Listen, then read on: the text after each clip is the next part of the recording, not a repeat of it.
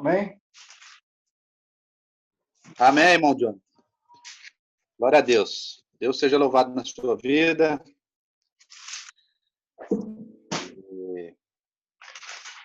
Quero estar aí agradecendo a Deus pela vida de cada um de vocês. Amém. Nós vamos estar já preparando para a palavra de Deus. Vai estar sendo ministrada pela nossa irmã Daniele essa noite, para a honra e glória do Senhor Jesus. Quero estar agradecendo a Deus pela vida da irmã Rosana, né, que sempre tem estado com a gente aí nas lives. Hoje trouxe até uma convidada, né, irmã Rosana? E tem até uma convidada aí. Filha que está aqui, ela pediu oração e quis participar. Se começar a palavra, ela volta. Foi ele. Amém. Como é que é o nome da benção? Weila. Weila. Amém. Vou anotar o nome dela aqui para no final nós estarmos orando, sim. Isso. Glória a Deus. Deus seja louvado na vida de vocês aí, irmã. Amém. Daí amiga do irmão William Robson, né? Sempre a pastora tá mandando o link aí para Já estou ela. me E sentindo tá de casa. com a gente aí. Glória a Deus. Já é mesmo, né? Quando você vier aqui na Espanha, né? Nem que seja passeio, mas vai estar aí congregando aí com a gente aí, né? Com Honra e glória do Senhor certeza. Jesus. Glória a Deus. Deus seja louvado na vida da senhora e da sua filha aí, irmã. Amém. Dos irmãos também. Glória a Deus, obrigado. Vamos estar então passando para a palavra. Eu quero estar pedindo à pastora que abra o seu microfone e faça a oração para receber a pré-leitora, que é a irmã Daniele. A paz do Senhor, igreja. Amém. A gente costuma na igreja falar a paz do Senhor, todo mundo falar a paz do Senhor, a gente fica esperando a resposta. Amém. Mas vamos fechar os nossos Amém. olhos, vamos... Amém. Assim é melhor. Vamos estar apresentando a vida da nossa irmã Daniela. Eu tenho certeza que Deus vai usar a vida dela grandemente, em nome de Jesus. Senhor, meu Deus, meu Pai, eu também me apresento na Tua presença em oração, Senhor, para apresentar a vida da Tua filha, da Tua serva Daniela, Senhor. Que o Senhor venha usar a vida da Tua filha em nome de Jesus, de uma forma, Senhor, poderosa, para nos edificar através da Tua palavra, Senhor. Porque nós sabemos que a Tua palavra ela é viva, a Tua palavra ela é eficaz, Senhor. E nós estamos aqui com o nosso coração aberto, Senhor, para receber de Ti, através da Tua palavra, Senhor. Enche a Tua filha com a Tua presença, Pai, em nome de Jesus, com a Tua graça e com a Tua misericórdia, Senhor. Repreende, Pai, em nome de Jesus, tudo que venha tirar a nossa atenção, nossa distração, Pai, em nome de Jesus. E usa a vida dela com poder e com graça, Pai, para a nossa edificação, minha, dos nossos irmãos e da nossa igreja. Desde já, Senhor, eu quero te agradecer por tudo que o Senhor vai falar conosco, por tudo que nós vamos receber, porque nós sabemos que nós vamos sair daqui cheio de Ti, como sempre assim tem sido, Pai. Em nome de Jesus, nós te louvamos, te adoramos e te agradecemos, Pai. Em nome de Jesus. Amém.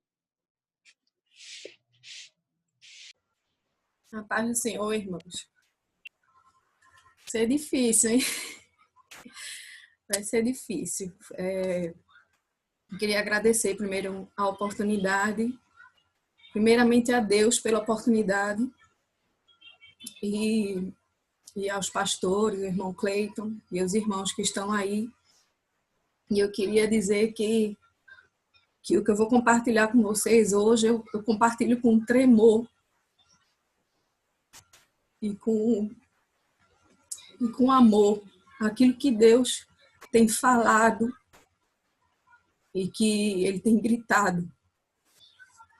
E hoje, um pouco antes do convite, eu estava fazendo minhas coisas aqui em casa e Deus falou no meu coração uma palavra e eu corri na internet e compartilhei brevemente.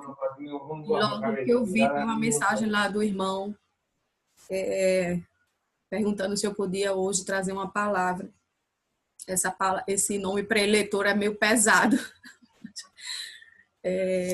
Mas eu me coloco à disposição do Espírito Santo para trazer algo realmente para crescimento nosso, não só de quem ouvir ou quem for ver depois, mas também para o meu crescimento, que Deus tem falado muito comigo e hoje Ele trouxe essa palavra no meu coração. E eu queria pedir que você estivesse atento à voz do Espírito Santo, porque o Espírito Santo fala conosco. A gente não precisa estar no templo, muitas vezes, para ele fala na sua casa, quando você está lavando os pratos, a mulher, né? Ou trabalhando, ou não interessa o que você está fazendo, ele sempre fala, né? A irmã Silvia aí que não está em casa, mas o Espírito Santo, ele fala, né? Ele fala nos mínimos detalhes. E eu queria que vocês abrissem a Bíblia de vocês no livro de 2 Crônicas, capítulo 7, do versículo 11 até o versículo 16. E essa foi a palavra que Deus gritou hoje, bravou no meu coração, que todo mundo com certeza conhece, mas Ele falou sobre os tempos de hoje que estamos vivendo, dos últimos meses e do que virá depois. E eu queria compartilhar com vocês isso, amém? Eu vou fazer a leitura. Dani, repete pra gente aí, 2 Crônicas. 2 Crônicas, capítulo 7, do versículo 11 em diante. A partir do 11 ao 16. Desculpa. Amém? A palavra do Senhor diz assim: Assim, Salomão acabou a casa do Senhor e a casa do rei. Tudo quanto Salomão intentou fazer na casa do Senhor e na sua casa, prosperamente o efetuou. De noite apareceu o Senhor a Salomão e lhe disse: Ouvi a tua oração e escolhi para mim este lugar para a casa de sacrifício.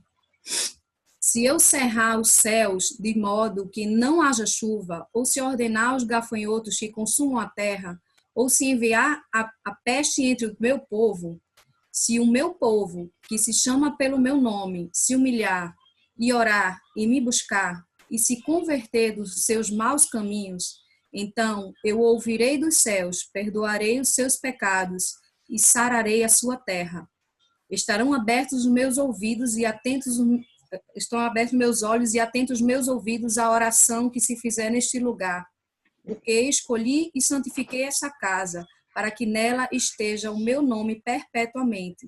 Nela estarão fixos os meus olhos e o meu coração todos os dias. Até aí, irmãos. Depois eu vou tentar passar por outras coisas aqui também, mas é até aí. O Senhor, ele tem falado muito, tem gritado, né, com o seu povo, né? Ele tem gritado, ele tem bravado, e nessas últimas semanas, aliás, Deus tem falado muito nisso, né? Especialmente quando a gente chega aí no versículo 14 e diz assim: se o meu povo, que se chama pelo meu nome, quem é esse povo? Somos nós somos o povo de Deus, que somos chamados pelo nome dele, nós temos a marca de Cristo. E ele fala: se orar, se humilhar e se converter dos seus maus caminhos. E isso foi particularmente o que Deus estava falando comigo, né? Que estava me tocando hoje, né? Aliás, ele vem falando de um bom tempo para cá, né?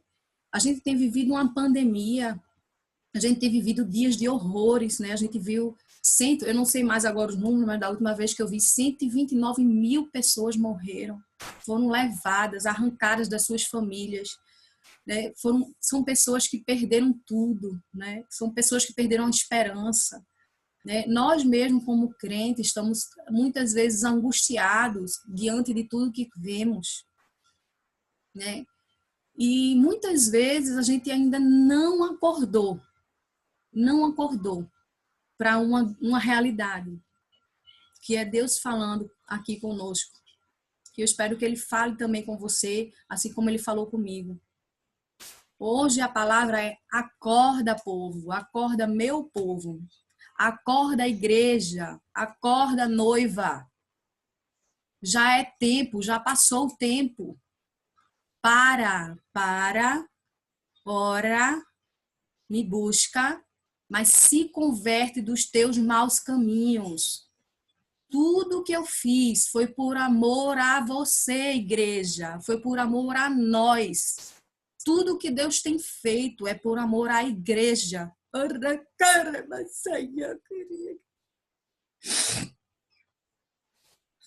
O Senhor, ele tem gritado, sabe, nos corações, nos lares. Ele tem dito: abre os olhos para o que eu estou falando, para de olhar para um lado, para de olhar para o outro, para de olhar para a doença, para de olhar para a dificuldade, para de olhar para o irmão, se o irmão tem ou não tem. Para de olhar se o irmão conseguiu ou não conseguiu algo. Para de olhar se o irmão tem defeito ou não tem. Tá na hora de acordar, abre o olho, você é minha noiva.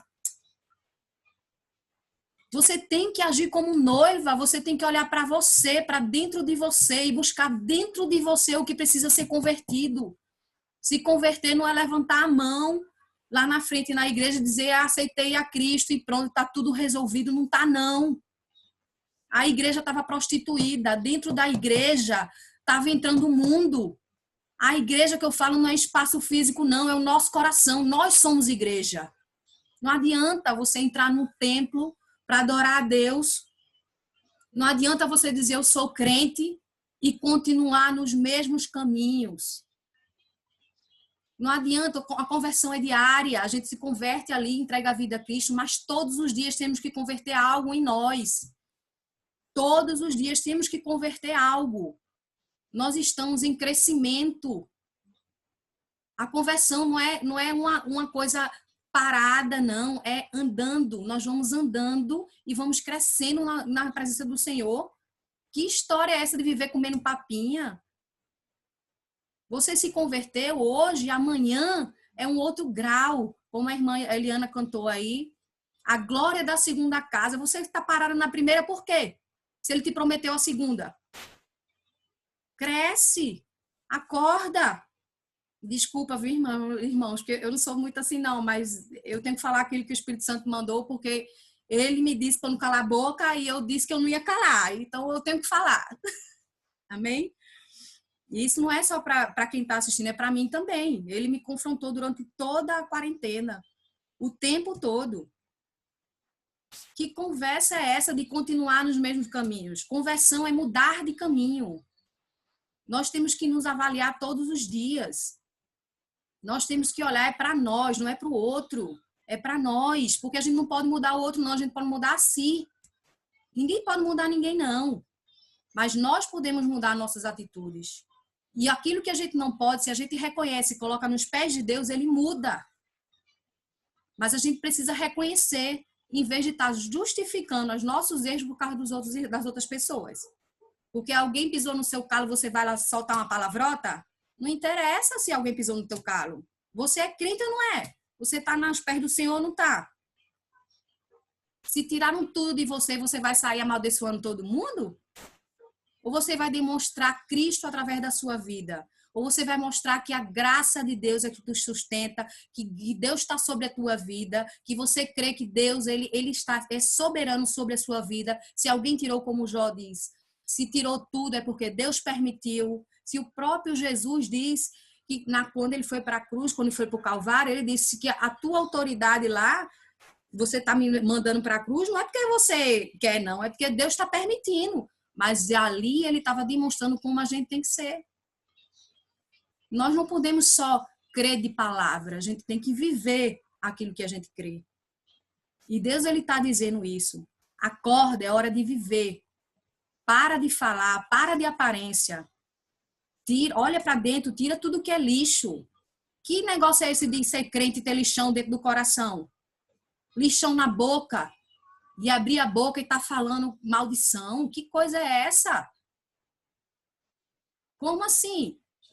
Não pode, as duas coisas não dá para juntar. Como diz a palavra do Senhor, trevas e luz não andam juntas, não dá.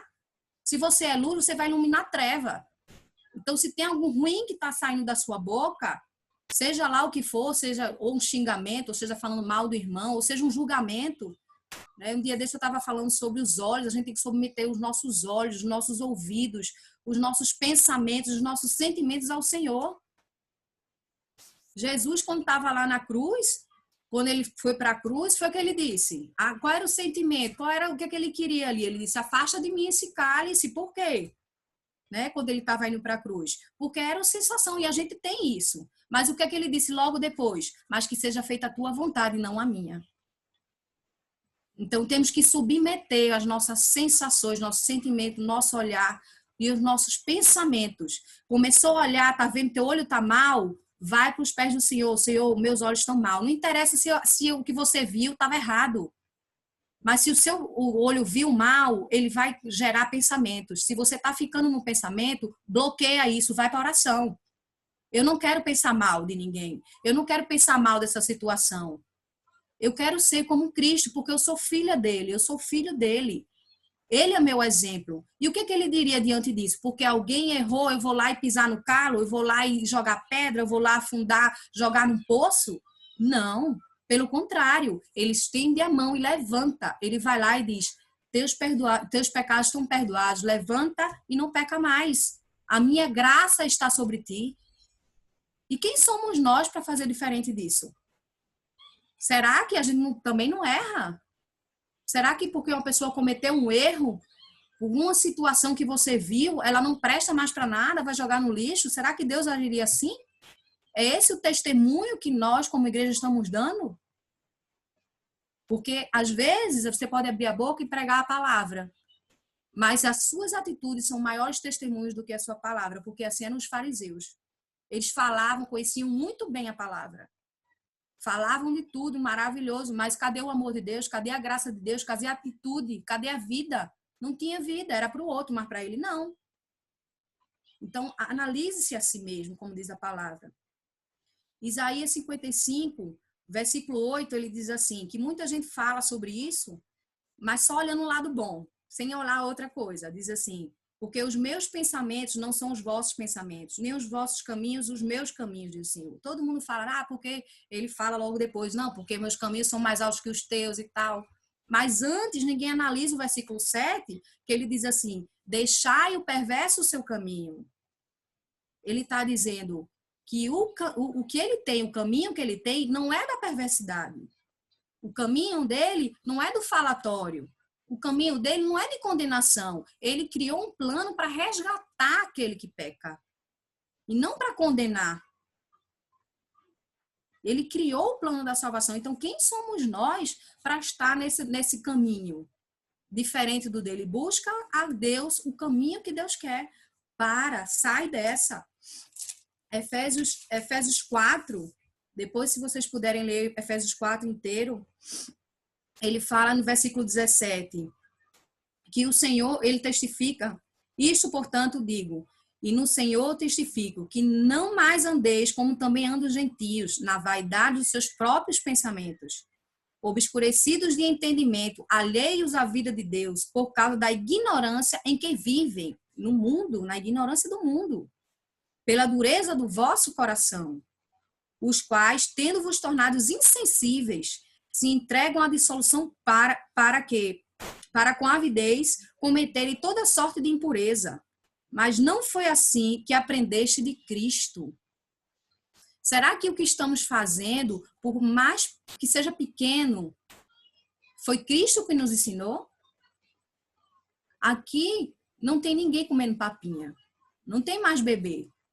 Aqui somos crentes maduros, passamos por um momento, né? Aqui quem está em Madrid, 70 e poucos dias dentro de casa, vimos, como eu disse, coisas horríveis. Vimos, né, algumas pessoas como eu, vi uma pessoa morrer, né? Aqui na rua, vi conhecidos meus morrerem, vi famílias sofrendo, minha família sofreu. E a pergunta é, ei, igreja, não é suficiente para vocês acordarem? Será que vocês não vão ser capazes de converter-se dos maus caminhos? De pararem com mais obras? Não adianta você fazer uma coisa boa e uma coisa ruim. Ou você agrada a Deus ou você não agrada a Deus. Como diz as pessoas, meia boca não funciona. Com Deus, ele fala até sobre morno, né? Que o morno ele não recebe. Ou você é quente ou você é frio. Morno, já era. Então, a mesma coisa serve para crente. Ou você é crente ou você não é crente. Se você é crente, você vai cometer erros, mas você vai se converter desses erros. Você vai ter a capacidade de buscar em Deus para que mostre a você aquilo que você está cometendo, que caminho mal tem no seu coração, no seu pensamento, eu não sei onde, na sua boca, ou até no seu ouvido, porque às vezes a gente não fala, mas a gente escuta, né? A gente presta o ouvido para ouvir. Que pensamento, o que é que você tem feito? Que caminho está errado? Pode ser até mais, pode ser coisas mais graves, mas o que Deus falou para mim foi coisas sutis. São coisas sutis que a gente continua fazendo. As coisas estão voltando ao normal, a dentro de uma normalidade, a vida normal. Mas olha aqui, quem disse que Deus quer que você volte ao normal? Deus não quer que você volte ao normal, não. Ele não quer você como você era. Ele quer mais de você. Ele quer mais entrega. Ele quer mais santidade. Ele quer mais busca dele. Deixa dessa coisa de ficar pensando, porque eu quero voltar ao normal, porque eu quero trabalhar, que eu quero pagar minhas contas, porque eu não quero ficar doente, eu não quero que volte essa pandemia. Você tem que se preocupar com você e Deus. Porque Deus deu o alerta. Ele já soou, ele trouxe tudo para dentro do lar, para que a gente restaurasse os altares dentro de casa. Restaura o altar do teu coração, restaura o altar da tua casa. Busca a Deus. Você não precisa de ninguém para buscar Ele, não. Você tem que buscar sozinho. É você e Deus, é a intimidade com Deus. É através da intimidade que Ele vai te mostrar. Se você não for impactado durante esses dias, se você buscar Ele, Ele vai impactar, porque Ele está gritando. Mas tem gente que está assim. Eu não estou vendo nada, não estou ouvindo nada. Eu só quero olhar aqui, ó. Eu quero resolver o meu problema. Ou você quer Cristo ou você não quer. Para dessa coisa de querer resolver o problema. O seu problema é que você precisa ir para o céu e não para o inferno. O seu problema é que você precisa testemunhar de Cristo para as pessoas que estão ao seu redor. Porque você, como filho de Deus, quer que todos vão para o céu. Ou não. Ou você não quer, porque você sabe que o seu pai quer isso. Se ele quer isso e você ama ele, você vai querer o mesmo que ele. Então, se você quer o mesmo que ele, começa a olhar para a tua vida. Porque você é uma carta de Deus para a humanidade. É uma carta de Deus para a tua família. Mas se você não posicionar-se, se você não olhar para aquilo que precisa mudar e continuar cometendo os mesmos erros, não vigiar, não vai adiantar. A palavra do Senhor, como a gente leu aqui, ele disse: se orar, me buscar e se converter nos seus maus caminhos. O que é que ele diz depois? Então eu ouvirei do céu. Não é assim? E ele fala sobre sarar a sua terra. E o sarar não é só de uma pandemia, não. É o sarar das coisas do mundo. Depende de nós como igreja. Deus, ele mexeu em tudo. Ele mexeu na nossa vida. Ele mexeu em tudo que a gente tinha para a gente entender que precisava dele de novo. Porque é fácil falar que a gente precisa de Deus. Falar eu preciso de Deus, eu confio em Deus, eu preciso de Deus. Mas e quantas vezes a gente realmente parou, eu digo até por mim, quantas vezes a gente parou e buscou somente a Deus, só a vontade dele, só o que ele quer, e esqueceu tudo que está passando ao redor e foi buscar ele. O que é que o Senhor quer de mim? Onde eu posso melhorar para lhe agradar? Qual o propósito do Senhor para a minha vida? Eu estou cumprindo ele? Eu estou andando nos seus caminhos ou estou andando no meu próprio entendimento, no meu próprio caminho? Eu estou olhando para mim, em vez de olhar para o que o Senhor quer de mim. Efésios 4, do 29 ao 30, ele diz assim: não saia da vossa boca nenhuma palavra torpe, e sim unicamente o que for de boa edificação, conforme a necessidade, e assim transmita graça aos que ouvem. E não entristeçai o Espírito de Deus, no qual fostes selados para o dia da redenção. Se a gente está preocupado em não entristecer a Deus, a gente vai começar a cuidar mais, como eu falei, de olhar o que está sujo dentro de nós, para botar isso para fora, porque nós somos o templo do Espírito Santo. Nós somos a morada do Espírito Santo. Não dá para ficar no meio da sujeira. O Espírito Santo não pode viver dentro da sujeira. Como diz a Bíblia, não existe pecadinho e pecadão. Não existe coisa pequena e coisa grande. Não interessa o que precisa ser mudado, mas se é grande ou pequeno, mas que precisa ser mudado. E a gente precisa pedir ao Espírito Santo um espelho para olhar para dentro de nós e ver o que precisa ser mudado. Não volte para o normal. Busque em Deus aquilo que precisa ser retirado. A gente tem visto, nessa pandemia, muita gente, a gente vê, agora no Brasil está muito forte, aqui na Espanha, graças a Deus está melhorando. Mas o que a gente tem visto é que, como eu falei, as pessoas muitas vezes pensam que para ser igreja precisa estar dentro de 4 paredes. E eu creio realmente que nesses dias Deus trouxe um avivamento dentro dos lares, em cada pessoa. Deus ele estava resgatando o verdadeiro crente, o verdadeiro adorador, aliás. Porque ali, sabe, assim, a gente está vendo assim no mundo todo, né? No mundo todo existe muita dificuldade, né? É muita coisinha que impede você chegar a Deus. Você olha para tudo, você faz tudo, mas e quando não tem ninguém olhando? O que você tem feito nesses dias? Eu creio que Deus botou uma lupa assim, sabe? Botou uma lupa em cada lar e disse: e aí? Vai me cultuar agora que ninguém está me olhando? E aí, vai me adorar? Vai me adorar quando não tiver nada? Vai me adorar se não tem plateia? E se não tiver mais igreja? Porque existem lugares que não tem igreja, gente. Tem lugar que as pessoas não podem, nem a Bíblia pode levar. E a gente sabe, quem procurar saber um pouco de missões vai ver isso, que normalmente esses lugares são os lugares que mais se buscam a Deus. São os crentes mais fervorosos. São pessoas que têm uma vida que exala Cristo. São capazes de morrer para não negar Cristo. Eu não sei se você já fez essa pergunta a si mesmo. Você já se perguntou? E se fosse você? Se alguém chegasse e dissesse, e aí, vai negar Cristo ou morrer? Para dizer que não nega Cristo numa situação dessa, ou eu vou até mais além, que é mais fácil a gente morrer do que ver alguém que a gente ama morrer. Mas ver um filho teu, como a gente sabe de histórias de filhos que foram assassinados porque o pai não negou. Para não negar a Cristo, se você não tiver vida com Ele, e eu repito, vida com Ele não é estar dentro da igreja, ali é uma consequência. Dentro da igreja física que eu me refiro. A gente estava lendo, quando a gente leu aqui a palavra, quando eu estava falando sobre 2 Crônicas, se você vê um pouquinho antes, ele estava falando o quê? Sobre a construção do templo, que Salomão construiu o templo, a glória do Senhor encheu a casa de Deus. Não é isso?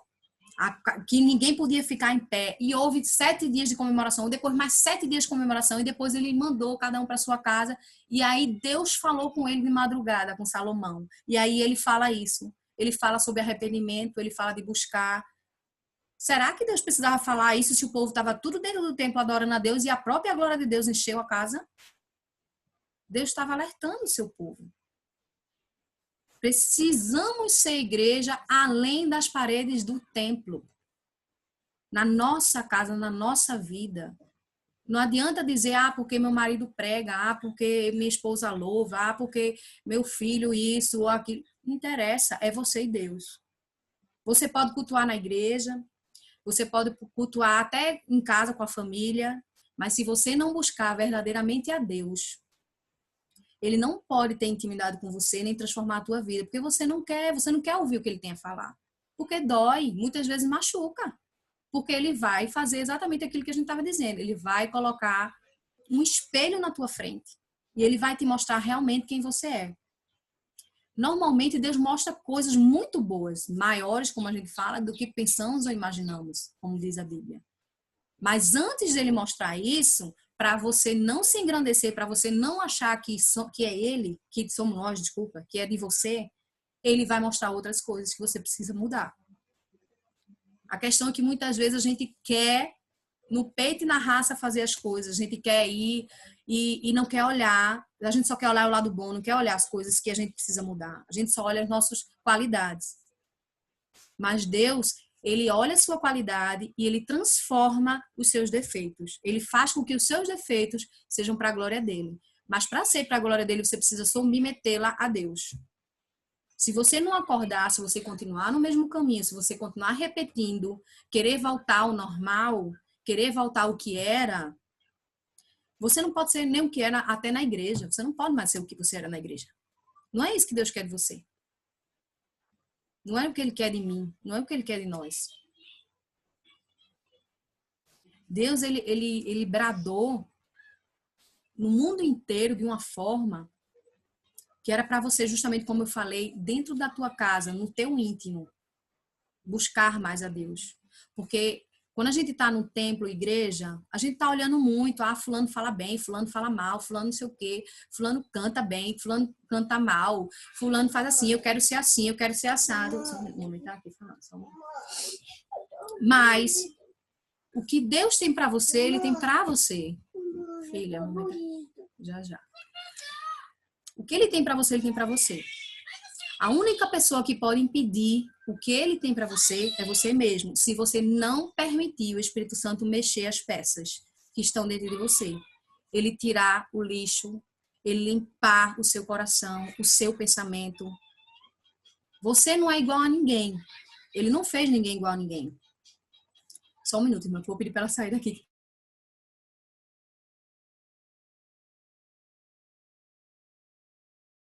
Desculpa, que eu não queria atrapalhar aqui.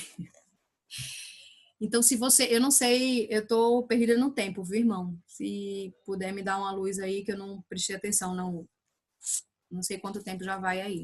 Pode continuar, irmã. Aí a gente abre outra. Amém. Já está quase terminando, mas a gente vai abrir outra, de qualquer maneira. Amém. Se a gente ficar nessa, né, de ficar olhando para o que alguém faz ou alguém não faz, ou o que uma pessoa, enfim, ou o que você tem, o que você não tem, o que o outro tem, o que não tem, a gente nunca vai alcançar aquilo que Deus tem para nós.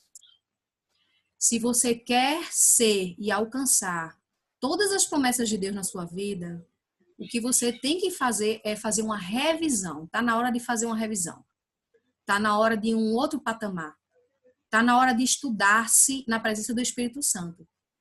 Não é a questão do síndrome de coitadinho não, tá, irmãos? Porque às vezes a pessoa fica também naquela coisa, mas eu não sou capaz. Não, você realmente não é capaz não. Você não vai ser capaz nunca. E se você se achar capaz, aí tem algum problema. Né? Não é a questão de capacidade, não é uma questão de inteligência. É uma questão de estar nas mãos de Deus. Não é a síndrome do coitadinho. É a questão de você se colocar diante de Deus sabendo que você é um vaso de barro, que quebra, né? Que muitas vezes se machuca, né? Porque também tem isso, às vezes a gente se machuca e aí diz, não vou fazer isso, não vou fazer aquilo. E a pergunta para quem fica nessa situação é, o que é mais importante para você? Como eu falei há um pouquinho atrás, você não pode mudar a outra pessoa. Se a pessoa te machucou, Deus não te machucou. Todas as coisas estão debaixo da mão de Deus. Se alguém te machucou, essa crise que foi provocada em você, na sua vida, é para te confrontar de alguma forma, é para trabalhar algo na tua vida. Não interessa se for justo ou injusto. Deus está te amadurecendo, Deus está fazendo ficar forte, resistente, para que Ele coloque mais em você. Para te capacitar, porque vem dele. Eu costumava dizer assim que, quando me perguntavam de formação, eu dizia, eu sou pós-graduada do céu. Eu brincava assim. Porque a pós-graduação tem que vir do céu. Entendeu? Você tem que, mas para você chegar lá, você começa lá no infantil.